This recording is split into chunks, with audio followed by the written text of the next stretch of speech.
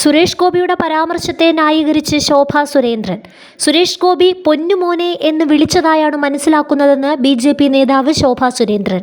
AIIMS വരും മറ്റേ മോനെ എന്ന് സുരേഷ് ഗോപി പ്രസംഗിച്ചതുമായി ബന്ധപ്പെട്ട് മാധ്യമപ്രവർത്തകരുടെ ചോദ്യത്തോട് പ്രതികരിക്കുകയായിരുന്നു അവർ.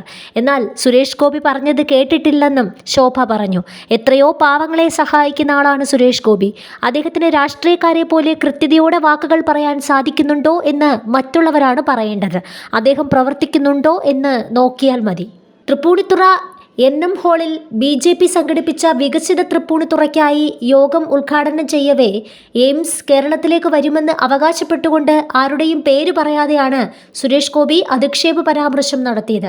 കേരളത്തിൽ എയിംസ് വരും മറ്റേ മോനെ എന്നായിരുന്നു അദ്ദേഹം പറഞ്ഞത്. ഈ പരാമർശത്തെയാണ് ശോഭ Surendran ന്യായീകരിച്ചിരിക്കുന്നത്.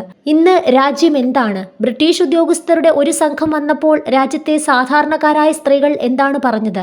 We don't take currency എന്നിടത്തെത്തിയെങ്കിൽ കേരളത്തിൽ എയിംസ് വരും മറ്റേ മോനെ എന്നു മാത്രമേ എനിക്ക് പറയാൻ പറ്റൂ.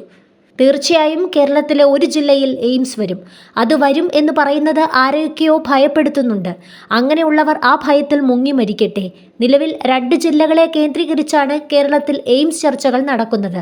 എന്നാൽ വികസന കാര്യത്തിൽ അവഗണിക്കപ്പെട്ട് കിടക്കുന്ന ജില്ല എന്ന നിലയിൽ ആലപ്പുഴയ്ക്ക് എയിംസിനായി മുൻഗണന നൽകണമെന്നാണ് എൻ്റെ വ്യക്തിപരമായ അഭിപ്രായം. ആലപ്പുഴയില്ലെങ്കിൽ തൃശ്ശൂരിനെ എയിംസ് നൽകുന്നതാണ് നീതി എന്നായിരുന്നു സുരേഷ് ഗോപി പറഞ്ഞത്. അതേസമയം കേന്ദ്ര സർക്കാരിന് ബജറ്റിൽ വാരിക്കോരി പറയാമായിരുന്നു. കേരളത്തിൽ നടക്കാൻ പോകുന്ന തെരഞ്ഞെടുപ്പിൽ കുറേ BJPക്കാർ ജയിക്കണമെന്നായിരുന്നു കേന്ദ്ര നേതൃത്വത്തിൻ്റെ ചിന്ത. എങ്കിൽ നടപ്പാക്കാൻ പറ്റാത്ത കാര്യങ്ങളും പറയാൻ സാധിക്കുമായിരുന്നു. ബജറ്റിൽ പറയാത്ത കാര്യങ്ങളാണ് നരേന്ദ്രമോദി കേരളത്തിൽ നടപ്പിലാക്കിക്കൊണ്ടിരിക്കുന്നത്.